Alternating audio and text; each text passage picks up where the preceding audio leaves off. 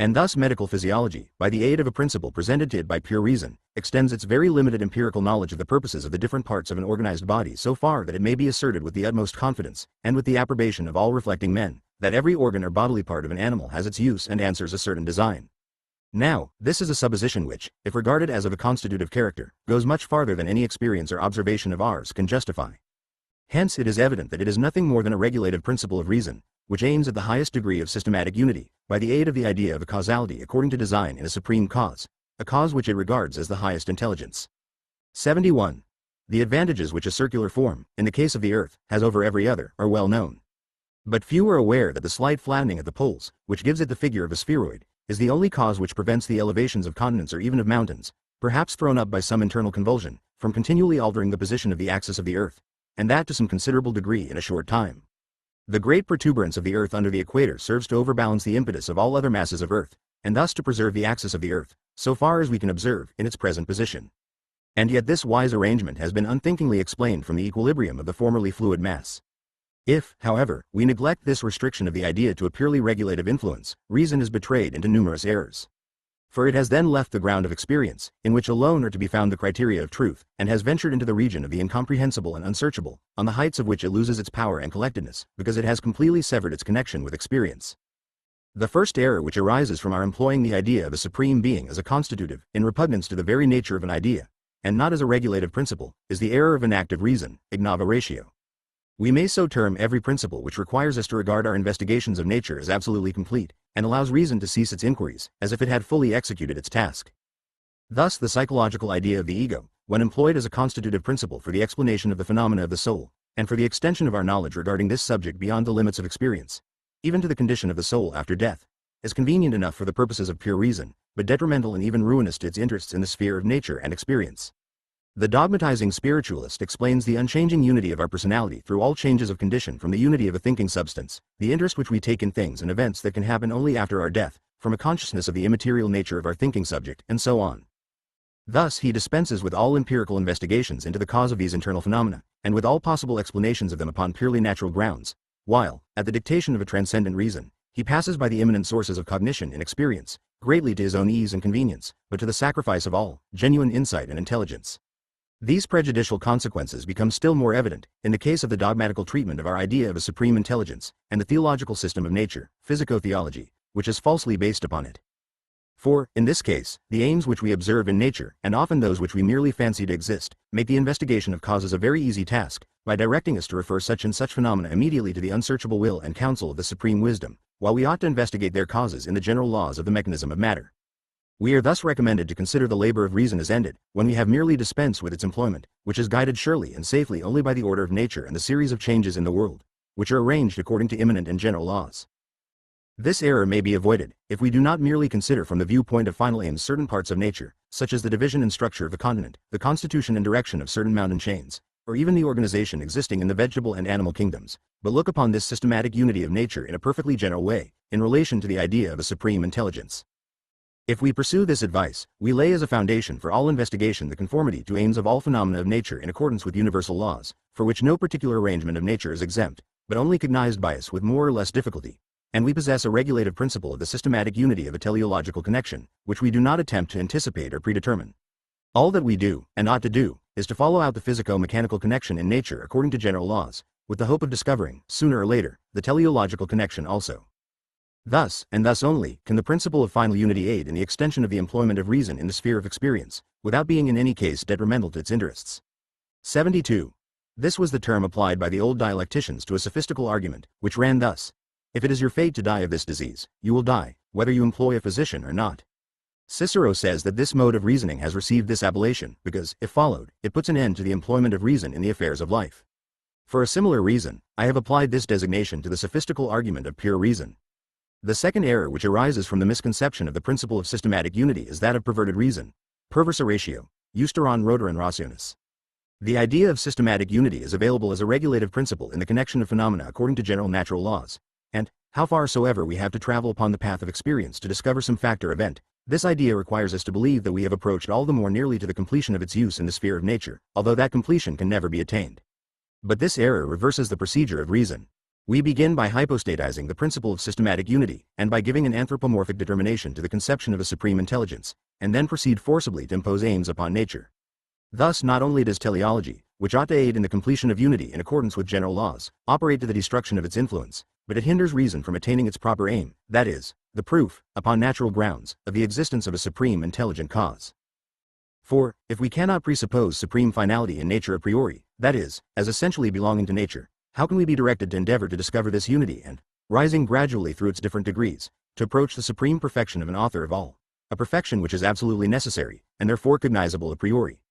The regulative principle directs us to presuppose systematic unity absolutely and, consequently, as following from the essential nature of things, but only as a unity of nature, not merely cognized empirically, but presupposed a priori, although only in an indeterminate manner.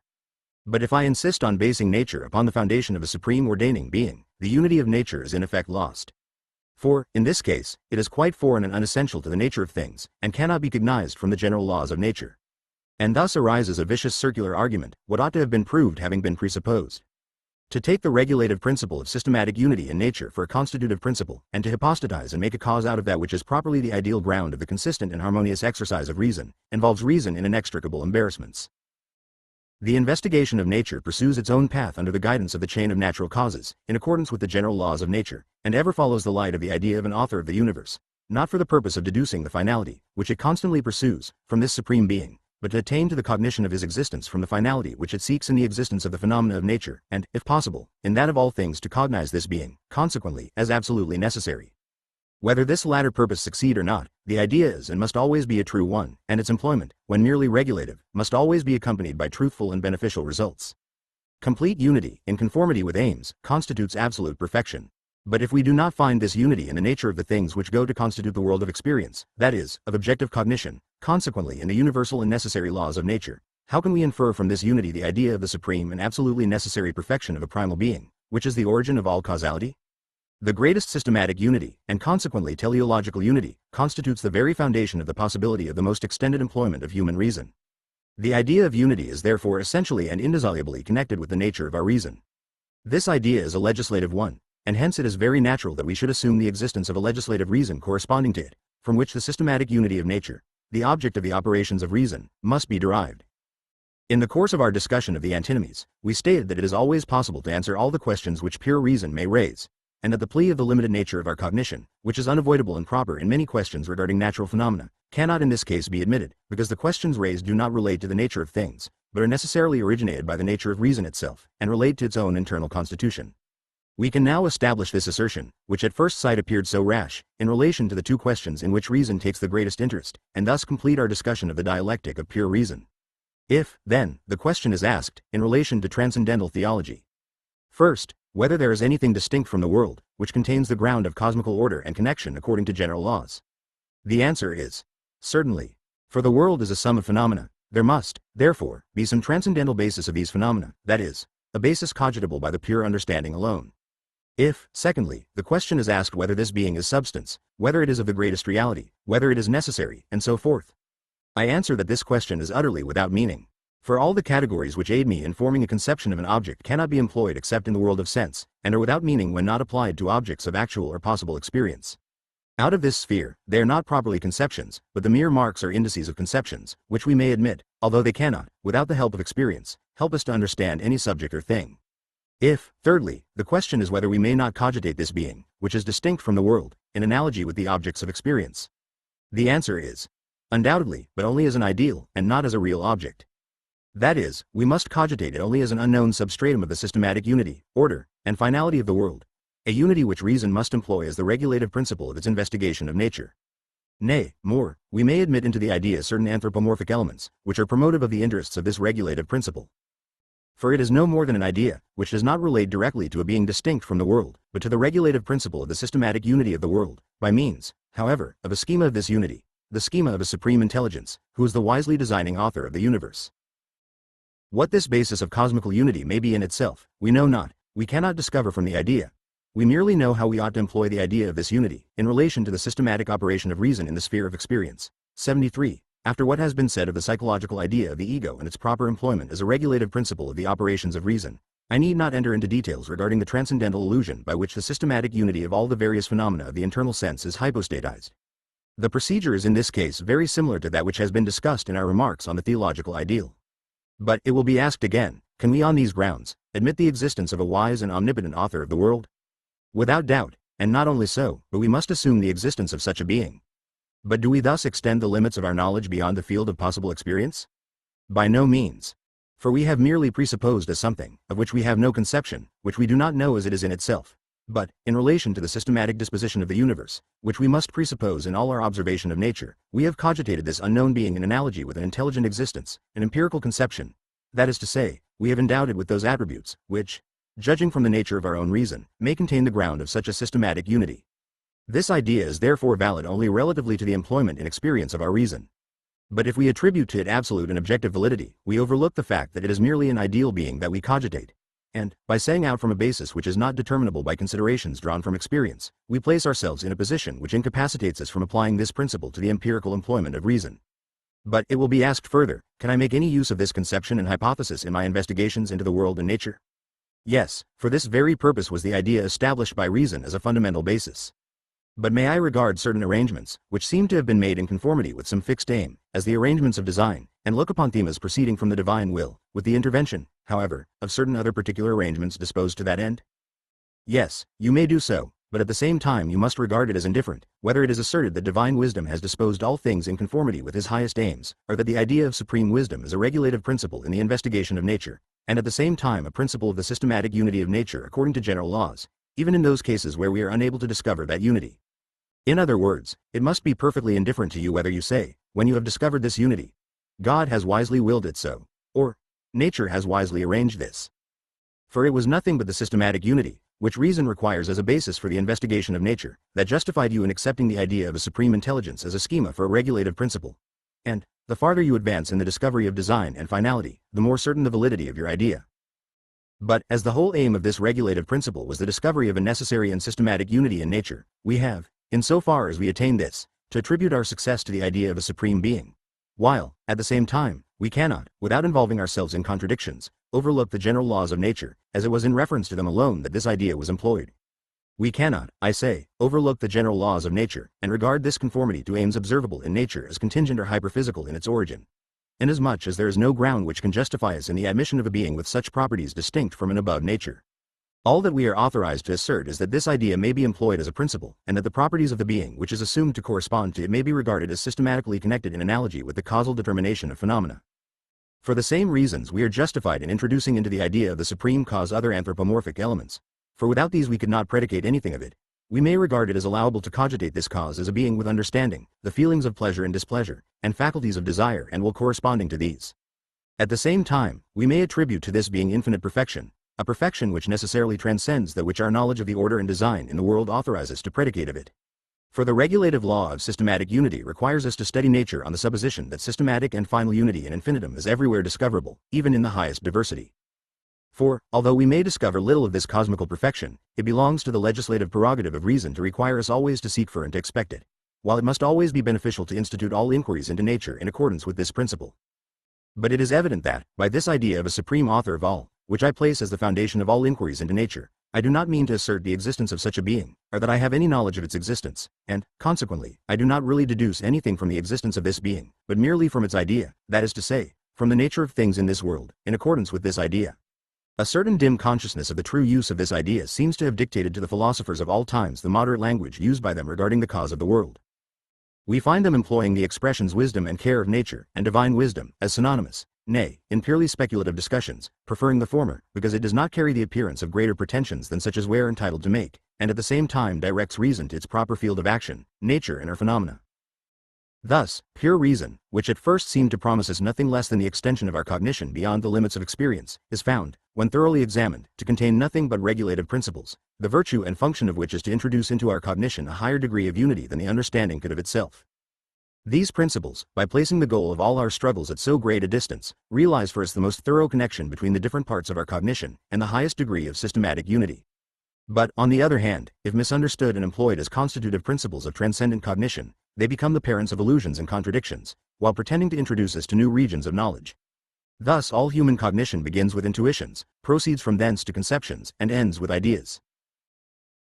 Although it possesses, in relation to all three elements, a priori sources of cognition, which seem to transcend the limits of all experience, a thoroughgoing criticism demonstrates that speculative reason can never, by the aid of these elements, pass the bounds of possible experience, and that the proper destination of this highest faculty of cognition is to employ all methods, and all the principles of these methods, for the purpose of penetrating into the innermost secrets of nature, by the aid of the principles of unity, among all kinds of which teleological unity is the highest, while it although it possesses, in relation to all three elements, a priori sources of cognition, which seem to transcend the limits of all experience, a thoroughgoing criticism demonstrates that speculative reason can never, by the aid of these elements, pass the bounds of possible experience, and that the proper destination of this highest faculty of cognition is to employ all methods, and all the principles of these methods, for the purpose of penetrating into the innermost secrets of nature, by the aid of the principles of unity, among all kinds of which teleological unity is the highest. While I ought not to attempt to soar above the sphere of experience, beyond which there lies not for us but the void and aim. Ements, a priori sources of cognition, which seem to transcend the limits of all experience, a thoroughgoing criticism demonstrates that speculative reason can never, by the aid of these elements, pass the bounds of possible experience, and that the proper destination of this highest faculty of cognition is to employ all methods, and all the principles of these methods, for the purpose of penetrating into the innermost secrets of nature, by the aid of the principles of unity, among all kinds of which teleological unity is the highest. While I ought not to attempt to soar above the sphere of experience, beyond which there lies not for us but the void and aim. The critical examination, in our transcendental analytic, of all the propositions which professed to extend cognition beyond the sphere of experience, completely demonstrated that they can only conduct us to a possible experience. If we were not distrustful even of the clearest abstract theorems, if we were not allured by specious and inviting prospects to escape from the constraining power of their evidence, we might spare ourselves the laborious examination of all the dialectical arguments which a transcendent reason adduces in support of its pretensions. For we should know with the most complete certainty that, however honest such professions might be, they are null and valueless, because they relate to a kind of knowledge to which no man can by any possibility attain. But, as there is no end to discussion, if we cannot discover the true cause of the illusions by which even the wisest are deceived, and as the analysis of all our transcendent cognition into its elements is of itself of no slight value as a psychological study, while it is a duty incumbent on every philosopher, it was found necessary to investigate the dialectical procedure of reason in its primary sources. And as the inferences of which this dialectic is the parent are not only deceitful, but naturally possess a profound interest for humanity, it was advisable at the same time, to give a full account of the momenta of this dialectical procedure, and to deposit it in the archives of human reason, as a warning to all future metaphysicians to avoid these causes of speculative error. Doctrine of method. If we regard the sum of the cognition of pure speculative reason as an edifice, the idea of which, at least, exists in the human mind, it may be said that we have in the transcendental doctrine of elements examined the materials and determined to what edifice these belong, and what its height and stability. We have found, indeed, that, although we had purposed to build for ourselves a tower which should reach to heaven, the supply of materials sufficed merely for a habitation, which was spacious enough for all terrestrial purposes, and high enough to enable us to survey the level plain of experience, but that the bold undertaking design necessarily failed for want of materials, not to mention the confusion of tongues, which gave rise to endless disputes among the laborers on the plan of the edifice, and at last scattered them over all the world, each to erect a separate building for himself, according to his own plans and his own inclinations. Our present task relates not to the materials, but to the plan of an edifice, and, as we have had sufficient warning not to venture blindly upon a design which may be found to transcend our natural powers, while, at the same time, we cannot give up the intention of erecting a secure abode for the mind, we must proportion our design to the material which is presented to us, and which is, at the same time, sufficient for all our wants. I understand, then, by the transcendental doctrine of method, the determination of the formal conditions of a complete system of pure reason. We shall accordingly have to treat of the discipline, the canon, the architectonic, and, finally, the history of pure reason. This part of our critique will accomplish, from the transcendental point of view, what has been usually attempted, but miserably executed, under the name of practical logic. It has been badly executed, I say, because general logic, not being limited to any particular kind of cognition, not even to the pure cognition of the understanding, nor to any particular objects, it cannot, without borrowing from other sciences, do more than present merely the titles or signs of possible methods and the technical expressions, which are employed in the systematic parts of all sciences. And thus the pupil is made acquainted with names, the meaning and application of which he is to learn only at some future time. Chapter 1. The Discipline of Pure Reason. Negative judgments. Those which are so not merely as regards their logical form, but in respect of their content, are not commonly held in especial respect. They are, on the contrary, regarded as jealous enemies of our insatiable desire for knowledge, and it almost requires an apology to induce us to tolerate, much less to prize and to respect them. All propositions, indeed, may be logically expressed in a negative form, but, in relation to the content of our cognition, the peculiar province of negative judgments is solely to prevent error. For this reason, too, negative propositions, which are framed for the purpose of correcting false cognitions where error is absolutely impossible, are undoubtedly true, but inane and senseless. That is, they are in reality purposeless and, for this reason, often very ridiculous. Such is the proposition of the schoolman that Alexander could not have subdued any countries without an army. But where the limits of our possible cognition are very much contracted, the attraction to new fields of knowledge great, the illusions to which the mind is subject of the most deceptive character, and the evil consequences of error of no inconsiderable magnitude, the negative element in knowledge, which is useful only to guard us against error, is of far more importance than much of that positive instruction which makes additions to the sum of our knowledge. The restraint which is employed to repress, and finally to extirpate the constant inclination to depart from certain rules, is termed discipline. It is distinguished from culture, which aims at the formation of a certain degree of skill, without attempting to repress or to destroy any other mental power, already existing. In the cultivation of a talent, which has given evidence of an impulse towards self-development, discipline takes a negative.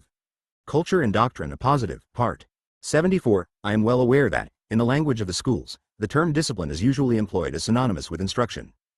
But there are so many cases in which it is necessary to distinguish the notion of the former, as a course of corrective training, from that of the latter, as the communication of knowledge, and the nature of things itself demands the appropriation of the most suitable expressions for this distinction, that it is my desire that the former terms should never be employed in any other than a negative signification. That natural dispositions and talents, such as imagination and wit, which ask a free and unlimited development, require in many respects the corrective influence of discipline, everyone will readily grant.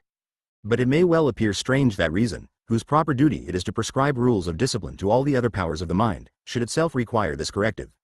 It has, in fact, hitherto escaped this humiliation, only because, in presence of its magnificent pretensions and high position, no one could readily suspect it to be capable of substituting fancies for conceptions and words for things. Reason, when employed in the field of experience, does not stand in need of criticism, because its principles are subjected to the continual test of empirical observations. Nor is criticism requisite in the sphere of mathematics, where the conceptions of reason must always be presented in concreto and pure intuition, and baseless or arbitrary assertions are discovered without difficulty. But where reason is not held in a plain track by the influence of empirical or of pure intuition, that is, when it is employed in the transcendental sphere of pure conceptions, it stands in great need of discipline, to restrain its propensity to overstep the limits of possible experience and to keep it from wandering into error. In fact, the utility of the philosophy of pure reason is entirely of this negative character. Particular errors may be corrected by particular animadversions, and the causes of these errors may be eradicated by criticism.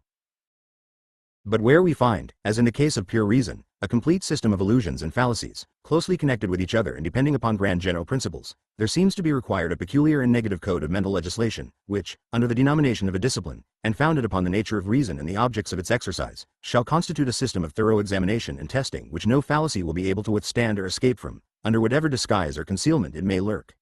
But the reader must remark that, in this the second division of our transcendental critique, the discipline of pure reason is not directed to the content, but to the method of the cognition of pure reason. The former task has been completed in the doctrine of elements.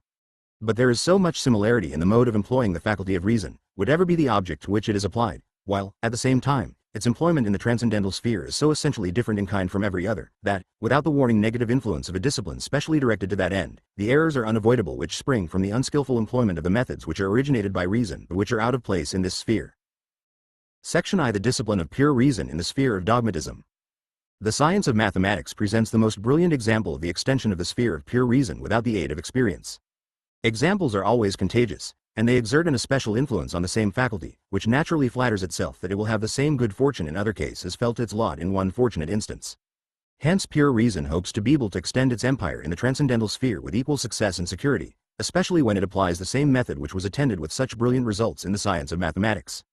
It is, therefore, of the highest importance for us to know whether the method of arriving at demonstrative certainty, which is termed mathematical, be identical with that by which we endeavor to attain the same degree of certainty in philosophy, and which is termed in that science dogmatical. Philosophical cognition is the cognition of reason by means of conceptions. Mathematical cognition is cognition by means of the construction of conceptions. The construction of a conception is the presentation a priori of the intuition which corresponds to the conception. For this purpose a non-empirical intuition is requisite, which, as an intuition, is an individual object, while, as the construction of a conception, a general representation, it must be seen to be universally valid for all the possible intuitions which rank under that conception. Thus I construct a triangle, by the presentation of the object which corresponds to this conception, either by mere imagination, in pure intuition, or upon paper, in empirical intuition, in both cases completely a priori, without borrowing the type of that figure from any experience. The individual figure drawn upon paper is empirical, but it serves, notwithstanding, to indicate the conception, even in its universality, because in this empirical intuition we keep our eye merely on the act of the construction of the conception, and pay no attention to the various modes of determining it, for example, its size, the length of its sides, the size of its angles, these not in the least affecting the essential character of the conception. Philosophical cognition, accordingly, regards the particular only in the general, mathematical the general in the particular, nay, in the individual. This is done, however, entirely a priori and by means of pure reason, so that, as this individual figure is determined under certain universal conditions of construction, the object of the conception, to which this individual figure corresponds as its schema, must be cogitated as universally determined. The essential difference of these two modes of cognition consists, therefore, in this formal quality. It does not regard the difference of the matter or objects of both. Those thinkers who aim at distinguishing philosophy from mathematics by asserting that the former has to do with quality merely, and the latter with quantity, have mistaken the effect for the cause.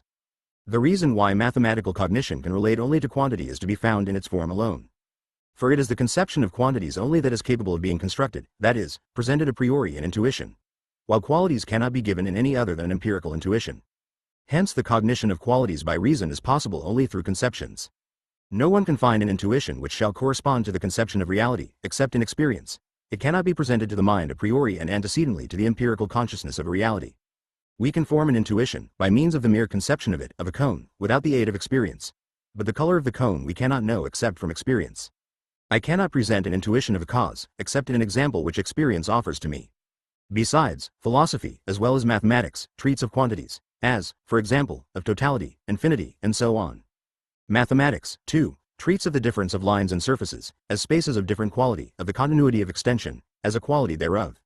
But, although in such cases they have a common object, the mode in which reason considers that object is very different in philosophy from what it is in mathematics. The former confines itself to the general conceptions. The latter can do nothing with a mere conception, it hastens to intuition. In this intuition it regards the conception in concreto, not empirically, but in an a priori intuition, which it has constructed, and in which, all the results which follow from the general conditions of the construction of the conception are in all cases valid for the object of the constructed conception. Suppose that the conception of a triangle is given to a philosopher and that he is required to discover, by the philosophical method, what relation the sum of its angles bears to a right angle. He has nothing before him but the conception of a figure enclosed within 3 right lines, and, consequently, with the same number of angles. He may analyze the conception of a right line, of an angle, or of the number 3 as long as he pleases, but he will not discover any properties not contained in these conceptions.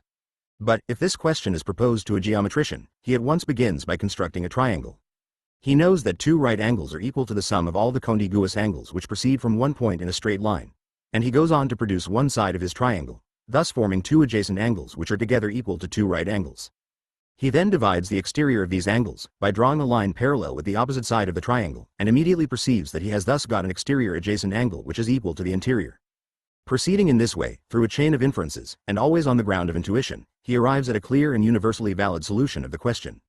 But mathematics does not confine itself to the construction of quantities, quanta, as in the case of geometry. It occupies itself with pure quantity also, quantitas, as in the case of algebra, where complete abstraction is made of the properties of the object indicated by the conception of quantity. In algebra, a certain method of notation by signs is adopted, and these indicate the different possible constructions of quantities, the extraction of roots, and so on. After having thus denoted the general conception of quantities, according to their different relations, the different operations by which quantity or number is increased or diminished are presented in intuition in accordance with general rules.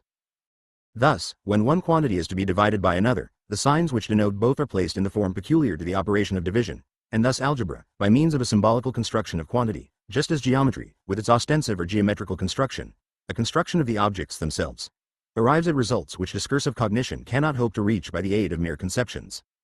Now, what is the cause of this difference in the fortune of the philosopher and the mathematician, the former of whom follows the path of conceptions, while the latter pursues that of intuitions, which he represents, a priori, in correspondence with his conceptions? The cause is evident from what has been already demonstrated in the introduction to this critique. We do not, in the present case, want to discover analytical propositions, which may be produced merely by analyzing our conceptions, for in this the philosopher would have the advantage over his rival. We aim at the discovery of synthetical propositions, such synthetical propositions, moreover, as can be cognized a priori. I must not confine myself to that which I actually cogitate in my conception of a triangle, for this is nothing more than the mere definition. I must try to go beyond that, and to arrive at properties which are not contained in, although they belong to, the conception. Now, this is impossible, unless I determine the object present to my mind according to the conditions, either of empirical or of pure intuition. In the former case, I should have an empirical proposition, arrived at by actual measurement of the angles of the triangle, which would possess neither universality nor necessity, but that would be of no value. In the latter, I proceed by geometrical construction, by means of which I collect, in a pure intuition, just as I would in an empirical intuition, all the various properties which belong to the schema of a triangle in general, and consequently to its conception, and thus construct synthetical propositions which possess the attribute of universality. It would be vain to philosophize upon the triangle, that is, to reflect on it discursively. I should get no further than the definition with which I had been obliged to set out. There are certainly transcendental synthetical propositions which are framed by means of pure conceptions, and which form the peculiar distinction of philosophy. But these do not relate to any particular thing, but to a thing in general, and enunciate the conditions under which the perception of it may become a part of possible experience. But the science of mathematics has nothing to do with such questions, nor with the question of existence in any fashion. It is concerned merely with the properties of objects in themselves, only in so far as these are connected with the conception of the objects. In the above example, we merely attempted to show the great difference which exists between the discursive employment of reason in the sphere of conceptions, and its intuitive exercise by means of the construction of conceptions.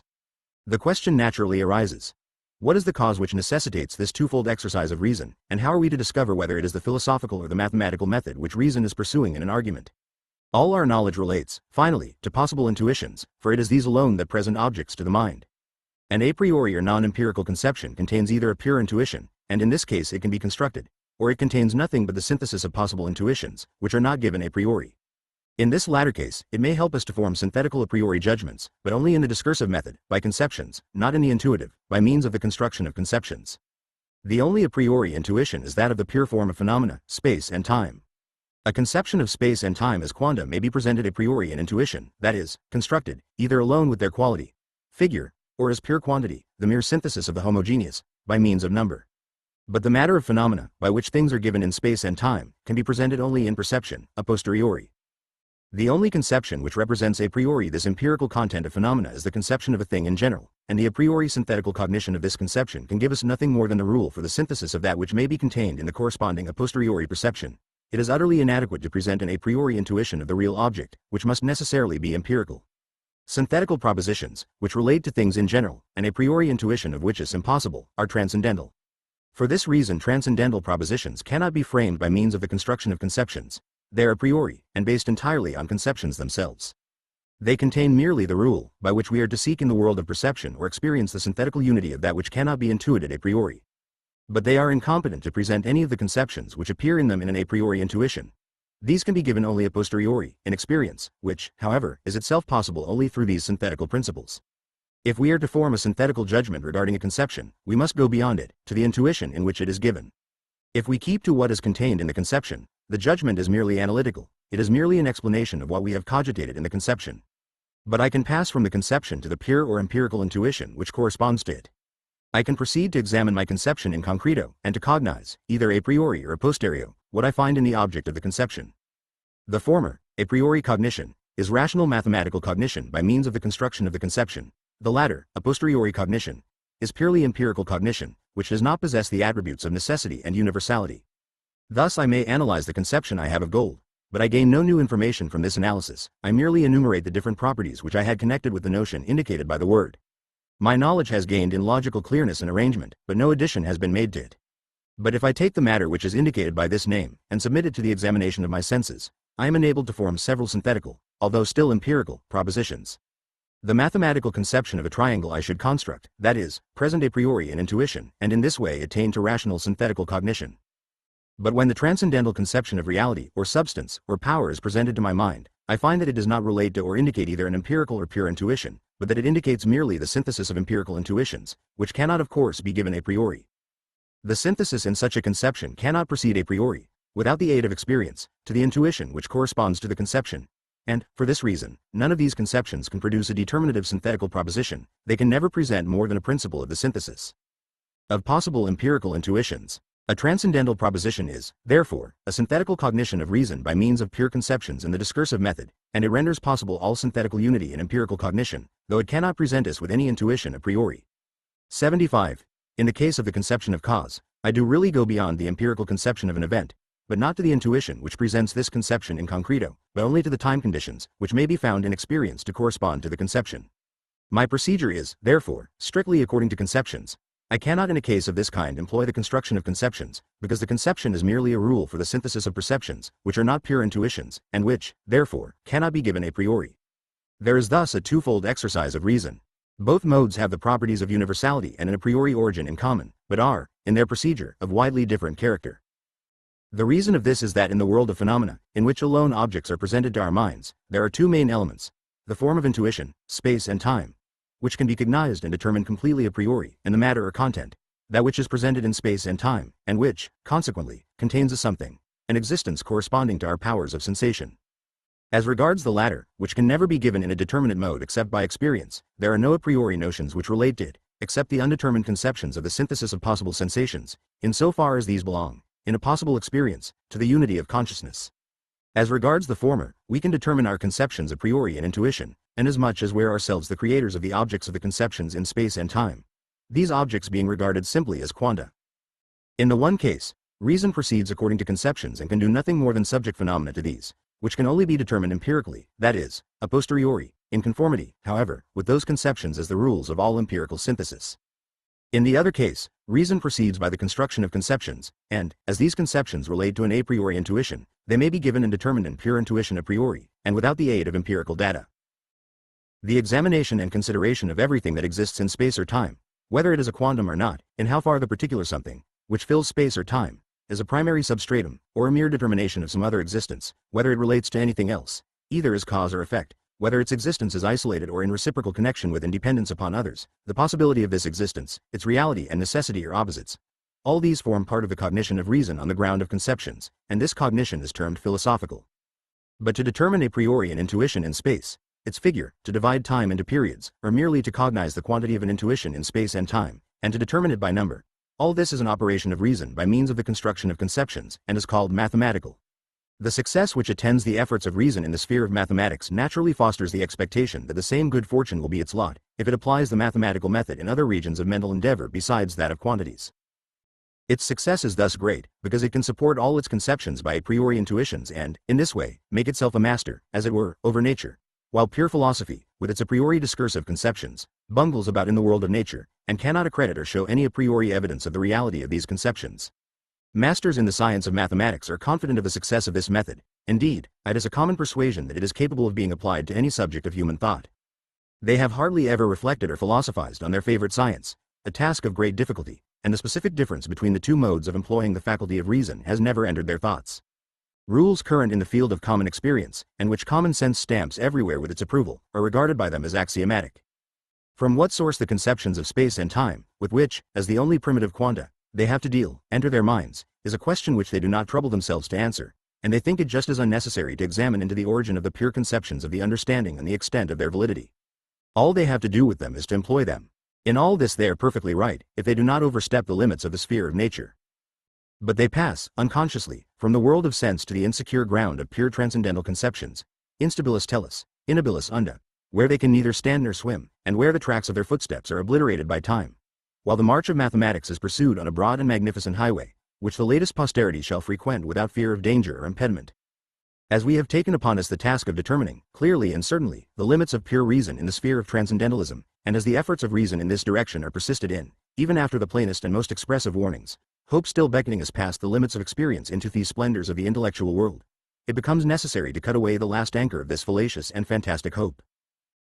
We shall, accordingly, show that the mathematical method is unattended in the sphere of philosophy by the least advantage, except, perhaps, that it more plainly exhibits its own inadequacy, that geometry and philosophy are two quite different things, although they go hand in hand in the field of natural science, and, consequently, that the procedure of the one can never be imitated by the other. The evidence of mathematics rests upon definitions, axioms, and demonstrations. I shall be satisfied with showing that none of these forms can be employed or imitated in philosophy in the sense in which they are understood by mathematicians, and that the geometrician, if he employs his method in philosophy, will succeed only in building card castles, while the employment of the philosophical method in mathematics can result in nothing but mere verbiage. The essential business of philosophy, indeed, is to mark out the limits of the science, and even the mathematician, unless his talent is naturally circumscribed and limited to this particular department of knowledge, cannot turn a deaf ear to the warnings of philosophy, or set himself above its direction. Of definitions. A definition is, as the term itself indicates, the representation, upon primary grounds, of the complete conception of a thing within its own limits. Accordingly, an empirical conception cannot be defined, it can only be explained. For, as there are in such a conception only a certain number of marks or signs, which denote a certain class of sensuous objects, we can never be sure that we do not cogitate under the word which indicates the same object, at one time a greater, at another a smaller number of signs. Thus, one person may cogitate in his conception of gold, in addition to its properties of weight, color, malleability, that of resisting rust, while another person may be ignorant of this quality. We employ certain signs only so long as we require them for the sake of distinction. New observations abstract some and add new ones, so that an empirical conception never remains within permanent limits. It is, in fact, useless to define a conception of this kind. If, for example, we are speaking of water and its properties, we do not stop at what we actually think by the word water, but proceed to observation and experiment, and the word, with the few signs attached to it, is more properly a designation than a conception of the thing. A definition in this case would evidently be nothing more than a determination of the word. In the second place, no a priori conception, such as those of substance, cause, right, fitness, and so on, can be defined. For I can never be sure that the clear representation of a given conception, which is given in a confused state, has been fully developed, until I know that the representation is adequate with its object. But, inasmuch as the conception, as it is presented to the mind, may contain a number of obscure representations, which we do not observe in our analysis, although we employ them in our application of the conception, I can never be sure that my analysis is complete, while examples may make this probable, although they can never demonstrate the fact. Instead of the word definition, I should rather employ the term exposition, a more modest expression, which the critic may accept without surrendering his doubts as to the completeness of the analysis of any such conception. As, therefore, neither empirical nor a priori conceptions are capable of definition, we have to see whether the only other kind of conceptions, arbitrary conceptions, can be subjected to this mental operation. Such a conception can always be defined, for I must know thoroughly what I wish to cogitate in it, as it was I who created it, and it was not given to my mind either by the nature of my understanding or by experience. At the same time, I cannot say that, by such a definition, I have defined a real object. If the conception is based upon empirical conditions, if, for example, I have a conception of a clock for a ship, this arbitrary conception does not assure me of the existence or even of the possibility of the object. My definition of such a conception would with more propriety be termed a declaration of a project than a definition of an object. There are no other conceptions which can bear definition, except those which contain an arbitrary synthesis, which can be constructed a priori. Consequently, the science of mathematics alone possesses definitions. For the object here thought is presented a priori in intuition, and thus it can never contain more or less than the conception, because the conception of the object has been given by the definition, and primarily, that is, without deriving the definition from any other source. Philosophical definitions are, therefore, merely expositions of given conceptions, while mathematical definitions are constructions of conceptions originally formed by the mind itself. The former are produced by analysis, the completeness of which is never demonstratively certain, the latter by a synthesis. In a mathematical definition the conception is formed, in a philosophical definition it is only explained. From this it follows. 76. The definition must describe the conception completely, that is, omit none of the marks or signs of which it composed. Within its own limits, that is, it must be precise, and enumerate no more signs than belong to the conception, and on primary grounds, that is to say, the limitations of the bounds of the conception must not be deduced from other conceptions, as in this case a proof would be necessary, and the so-called definition would be incapable of taking its place at the head of all the judgments we have to form regarding an object. A. That we must not imitate, in philosophy, the mathematical usage of commencing with definitions, except by way of hypothesis or experiment. For, as all so-called philosophical definitions are merely analyses of given conceptions, these conceptions, although only in a confused form, must precede the analysis, and the incomplete exposition must precede the complete, so that we may be able to draw certain inferences from the characteristics which an incomplete analysis has enabled us to discover, before we attain to the complete exposition or definition of the conception. In one word, a full and clear definition ought, in philosophy, rather to form the conclusion than the commencement of our labors. In mathematics, on the contrary, we cannot have a conception prior to the definition. It is the definition which gives us the conception, and it must for this reason form the commencement of every chain of mathematical reasoning. In mathematics, on the contrary, we cannot have a conception prior to the definition. It is the definition which gives us the conception, and it must for this reason form the commencement of every chain of mathematical reasoning. 77. Philosophy abounds in faulty definitions, especially such as contain some of the elements requisite to form a complete definition. On the contrary, we cannot have a conception prior to the definition. It is the definition which gives us the conception, and it must for this reason form the commencement of every chain of mathematical reasoning. 77. Philosophy abounds in faulty definitions, especially such as contain some of the elements requisite to form a complete definition. If a conception could not be employed in reasoning before it had been defined, it would fare ill with all philosophical thought. But, as incompletely defined conceptions may always be employed without detriment to truth, so far as our analysis of the elements contained in them proceeds, imperfect definitions, that is, propositions which are properly not definitions, but merely approximations thereto, may be used with great advantage. In mathematics, definition belongs ad esse, in philosophy ad melius esse. It is a difficult task to construct a proper definition. Jurists are still without a complete definition of the idea of right. B. Mathematical definitions cannot be erroneous, for the conception is given only in and through the definition, and thus it contains only what has been cogitated in the definition. But although a definition cannot be incorrect, as regards its content, an error may sometimes, although seldom, creep into the form. This error consists in a want of precision. Thus, the common definition of a circle, that it is a curved line, every point in which is equally distant from another point called the center, is faulty, from the fact that the determination indicated by the word curved is superfluous. For there ought to be a particular theorem, which may be easily proved from the definition, to the effect that every line, which has all its points at equal distances from another point, must be a curved line. That is, that not even the smallest part of it can be straight. Analytical definitions, on the other hand, may be erroneous in many respects, either by the introduction of signs which do not actually exist in the conception, or by wanting in that completeness which forms the essential of a definition. In the latter case, the definition is necessarily defective, because we can never be fully certain of the completeness of our analysis. For these reasons, the method of definition employed in mathematics cannot be imitated in philosophy. 2. Of axioms. These, insofar as they are immediately certain, are a priori synthetical principles. Now, one conception cannot be connected synthetically and yet immediately with another, because, if we wish to proceed out of and beyond a conception, a third mediating cognition is necessary.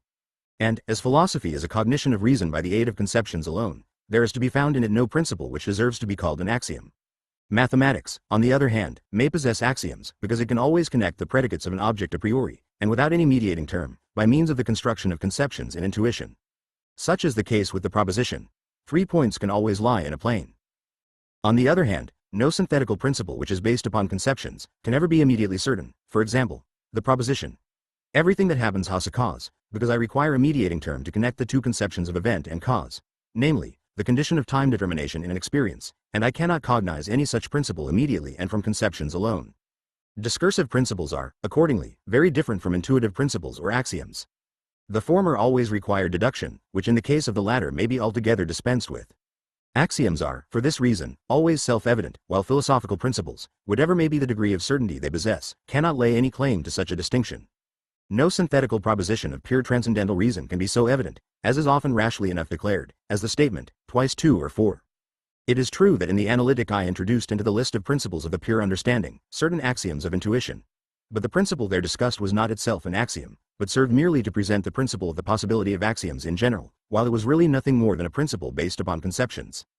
For it is one part of the duty of transcendental philosophy to establish the possibility of mathematics itself. Philosophy possesses, then, no axioms, and has no right to impose its a priori principles upon thought, until it has established their authority and validity by a thoroughgoing deduction. 3. Of demonstrations. Only an apodeictic proof, based upon intuition, can be termed a demonstration. Experience teaches us what is, but it cannot convince us that it might not have been otherwise. Hence a proof upon empirical grounds cannot be apodeictic. A priori conceptions, in discursive cognition, can never produce intuitive certainty or evidence, however certain the judgment they present may be. Mathematics alone, therefore, contains demonstrations, because it does not deduce its cognition from conceptions, but from the construction of conceptions, that is, from intuition, which can be given a priori in accordance with conceptions. The method of algebra, in equations, from which the correct answer is deduced by reduction, is a kind of construction, not geometrical, but by symbols, in which all conceptions, especially those of the relations of quantities, are represented in intuition by signs, and thus the conclusions in that science are secured from errors by the fact that every proof is submitted to ocular evidence. Philosophical cognition does not possess this advantage, it being required to consider the general always in abstracto, by means of conceptions, while mathematics can always consider it in concreto, in an individual intuition, and at the same time by means of a priori representation, whereby all errors are rendered manifest to the senses. The former, discursive proofs, ought to be termed achromatic proofs, rather than demonstrations, as only words are employed in them, while demonstrations proper, as the term itself indicates, always require a reference to the intuition of the object. It follows from all these considerations that it is not consonant with the nature of philosophy, especially in the sphere of pure reason, to employ the dogmatical method, and to adorn itself with the titles and insignia of mathematical science. It does not belong to that order, and can only hope for a fraternal union with that science. Its attempts at mathematical evidence are vain pretensions, which can only keep it back from its true aim, which is to detect the illusory procedure of reason when transgressing its proper limits, and by fully explaining and analyzing our conceptions, to conduct us from the dim regions of speculation to the clear region of modest self-knowledge. Reason must not, therefore, in its transcendental endeavors, look forward with such confidence, as if the path it is pursuing led straight to its aim, nor reckon with such security upon its premises, as to consider it unnecessary to take a step back, or to keep a strict watch for errors, which, overlooked in the principles, may be detected in the arguments themselves, in which case it may be requisite either to determine these principles with greater strictness, or to change them entirely. I divide all apodeictic propositions, whether demonstrable or immediately certain, into dogmata and mathemata. A direct synthetical proposition, based on conceptions, is a dogma. a proposition of the same kind, based on the construction of conceptions, is anathema. Analytical judgments do not teach us any more about an object than what was contained in the conception we had of it. Because they do not extend our cognition beyond our conception of an object, they merely elucidate the conception. They cannot therefore be with propriety termed dogmas. Of the two kinds of a priori synthetical propositions above mentioned, only those which are employed in philosophy can, according to the general mode of speech, bear this name. Those of arithmetic or geometry would not be rightly so denominated. Thus the customary mode of speaking confirms the explanation given above, and the conclusion arrived at, that only those judgments which are based upon conceptions, not on the construction of conceptions, can be termed dogmatical. Thus, pure reason, in the sphere of speculation, does not contain a single direct synthetical judgment based upon conceptions. By means of ideas, it is, as we have shown, incapable of producing synthetical judgments, which are objectively valid.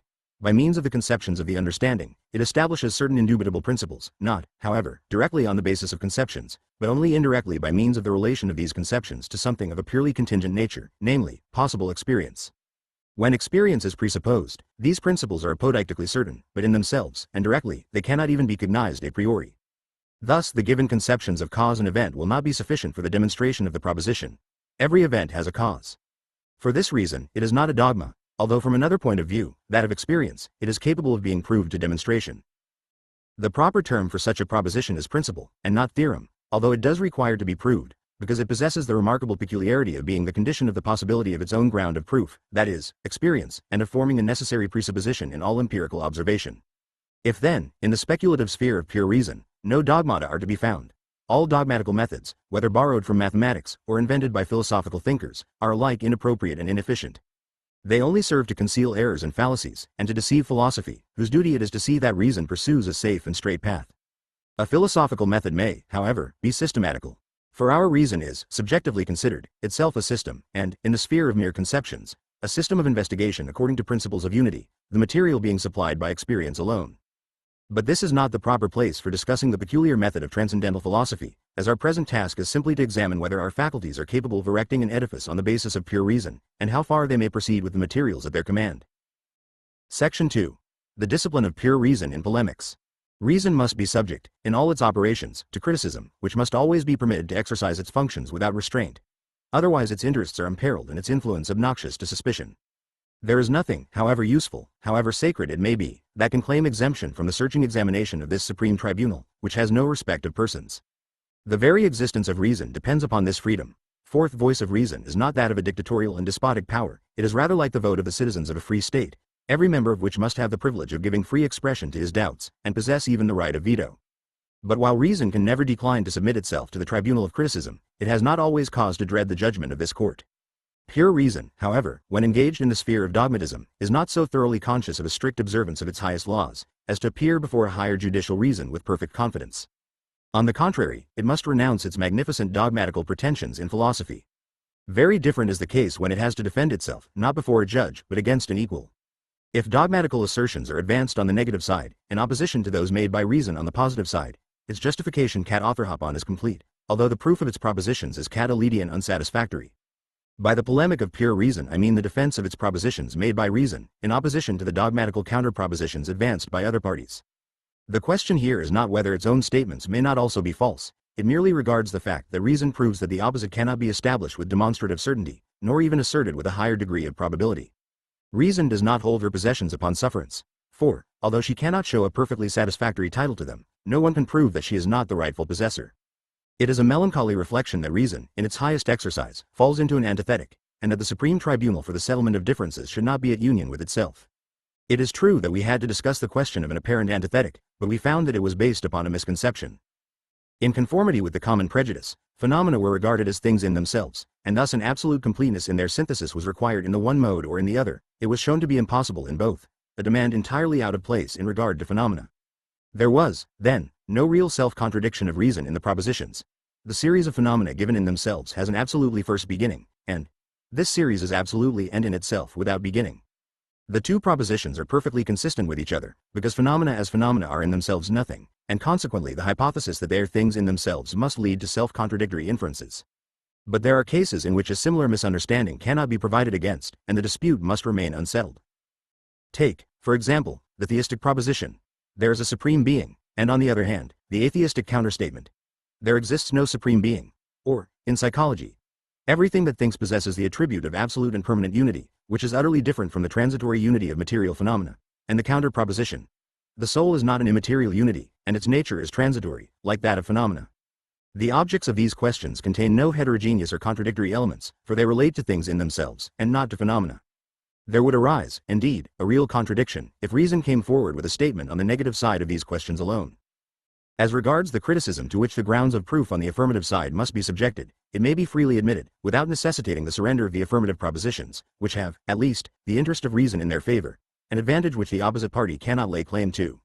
I cannot agree with the opinion of several admirable thinkers, Sulzer among the rest, that, in spite of the weakness of the arguments hitherto in use, we may hope, one day, to see sufficient demonstrations of the two cardinal propositions of pure reason, the existence of a supreme being, and the immortality of the soul. I am certain, on the contrary, that this will never be the case. For on what ground can reason base such synthetical propositions, which do not relate to the objects of experience and their internal possibility? But it is also demonstratively certain that no one will ever be able to maintain the contrary with the least show of probability. For, as he can attempt such a proof solely upon the basis of pure reason, he is bound to prove that a supreme being, and a thinking subject in the character of a pure intelligence, are impossible. But where will he find the knowledge which can enable him to enounce synthetical judgments in regard to things which transcend the region of experience? We may, therefore, rest assured that the opposite never will be demonstrated. We need not, then, have recourse to scholastic arguments. We may always admit the truth of those propositions which are consistent with the speculative interests of reason in the sphere of experience, and form, moreover, the only means of uniting the speculative with the practical interest. Our opponent, who must not be considered here as a critic solely, we can be ready to meet with a non-liquette which cannot fail to disconcert him. While we cannot deny his right to a similar retort, as we have on our side the advantage of the support of the subjective maxim of reason, and can therefore look upon all his sophistical arguments with calm indifference. From this point of view, there is properly no antithetic of pure reason. For the only arena for such a struggle would be upon the field of pure theology and psychology, but on this ground there can appear no combatant whom we need to fear. Ridicule and boasting can be his only weapons, and these may be laughed at as mere child's play. This consideration restores to reason her courage, for what source of confidence could be found, if she, whose vocation it is to destroy error, were at variance with herself and without any reasonable hope of ever reaching a state of permanent repose? Everything in nature is good for some purpose. Even poisons are serviceable. They destroy the evil effects of other poisons generated in our system, and must always find a place in every complete pharmacopoeia. The objections raised against the fallacies and sophistries of speculative reason are objections given by the nature of this reason itself, and must therefore have a destination and purpose which can only be for the good of humanity. For what purpose has Providence raised many objects, in which we have the deepest interest, so far above us, that we vainly try to cognize them with certainty, and our powers of mental vision are rather excited than satisfied by the glimpses we may chance to seize? It is very doubtful whether it is for our benefit to advance bold affirmations regarding subjects involved in such obscurity. Perhaps it would even be detrimental to our best interests. But it is undoubtedly always beneficial to leave the investigating, as well as the critical reason, in perfect freedom, and permit it to take charge of its own interests, which are advanced as much by its limitation, as by its extension of its views, and which always suffer by the interference of foreign powers forcing it, against its natural tendencies, to bend to certain preconceived designs. Allow your opponent to say what he thinks reasonable, and combat him only with the weapons of reason. Have no anxiety for the practical interests of humanity. These are never imperiled in a purely speculative dispute. Such a dispute serves merely to disclose the antinomy of reason, which, as it has its source in the nature of reason, ought to be thoroughly investigated. Reason is benefited by the examination of a subject on both sides, and its judgments are corrected by being limited. It is not the matter that may give occasion to dispute, but the manner. For it is perfectly permissible to employ, in the presence of reason, the language of a firmly rooted faith, even after we have been obliged to renounce all pretensions to knowledge. If we were to ask the dispassionate David Hume, a philosopher endowed, in a degree that few are, with a well-balanced judgment, what motive induced you to spend so much labor and thought in undermining the consoling and beneficial persuasion that reason is capable of assuring us of the existence, and presenting us with a determinate conception of a supreme being? His answer would be, nothing but the desire of teaching reason to know its own powers better, and, at the same time, a dislike of the procedure by which that faculty was compelled to support foregone conclusions, and prevented from confessing them. If we were to ask the dispassionate David Hume, a philosopher endowed, in a degree that few are, with a well-balanced judgment, what motive induced you to spend so much labor and thought in undermining the consoling and beneficial persuasion that reason is capable of assuring us of the existence, and presenting us with a determinate conception of a supreme being? His answer would be, nothing but the desire of teaching reason to know its own powers better, and, at the same time, a dislike of the procedure by which that faculty was compelled to support foregone conclusions, and prevented from confessing the internal weaknesses which it cannot but feel when it enters upon a rigid self-examination. Ode, in a degree that few are, with a well-balanced judgment, What motive induced you to spend so much labor and thought in undermining the consoling and beneficial persuasion the reason is capable of assuring us of the existence, and presenting us with a determinate conception of a supreme being? His answer would be nothing but the desire of teaching reason to know its own powers better, and, at the same time, a dislike of the procedure by which that faculty was compelled to support foregone conclusions, and prevented from confessing the internal weaknesses which it cannot but feel when it enters upon a rigid self-examination. If, on the other hand, we were to ask Priestley, a philosopher who had no taste for transcendental speculation, but was entirely devoted to the principles of empiricism, what his motives were for overturning those two main pillars of religion, the doctrines of the freedom of the will and the immortality of the soul. In his view, the hope of a future life is but the expectation of the miracle of resurrection. This philosopher, himself a zealous and pious teacher of religion, could give no other answer than this: I acted in the interest of reason, which always suffers when certain objects are explained and judged by reference to other supposed laws than those of material nature, the only laws which we know in a determinate manner. It would be unfair to decry the latter philosopher, who endeavored to harmonize his paradoxical opinions with the interests of religion, and to undervalue an honest and reflecting man, because he finds himself at a loss the moment he has left the field of natural science. The same grace must be accorded to Hume, a man not less well disposed, and quite as blameless in his moral character, and who pushed his abstract speculations to an extreme length, because, as he rightly believed, the object of them lies entirely beyond the bounds of natural science, and within the sphere of pure ideas. What is to be done to provide against the danger which seems in the present case to menace the best interests of humanity? The course to be pursued in reference to this subject is a perfectly plain and natural one. Let each thinker pursue his own path. If he shows talent, if he gives evidence of profound thought, in one word, if he shows that he possesses the power of reasoning, reason is always the gainer. If you have recourse to other means, if you attempt to coerce reason, if you raise the cry of treason to humanity, if you excite the feelings of the crowd, which can neither understand nor sympathize with such subtle speculations, you will only make yourselves ridiculous. For the question does not concern the advantage or disadvantage which we are expected to reap from such inquiries. The question is merely how far reason can advance in the field of speculation, apart from all kinds of interest, and whether we may depend upon the exertions of speculative reason, or must renounce all reliance on it. Instead of joining the combatants, it is your part to be a tranquil spectator of the struggle, a laborious struggle for the parties engaged, but attended, in its progress as well as in its result, with the most advantageous consequences for the interests of thought and knowledge. It is absurd to expect to be enlightened by reason, and at the same time to prescribe to her what side of the question she must adopt. Moreover, reason is sufficiently held in check by its own power, the limits imposed on it by its own nature are sufficient. It is unnecessary for you to place over it additional guards, as if its power were dangerous to the constitution of the intellectual state. In the dialectic of reason there is no victory gained which need in the least disturb your tranquility.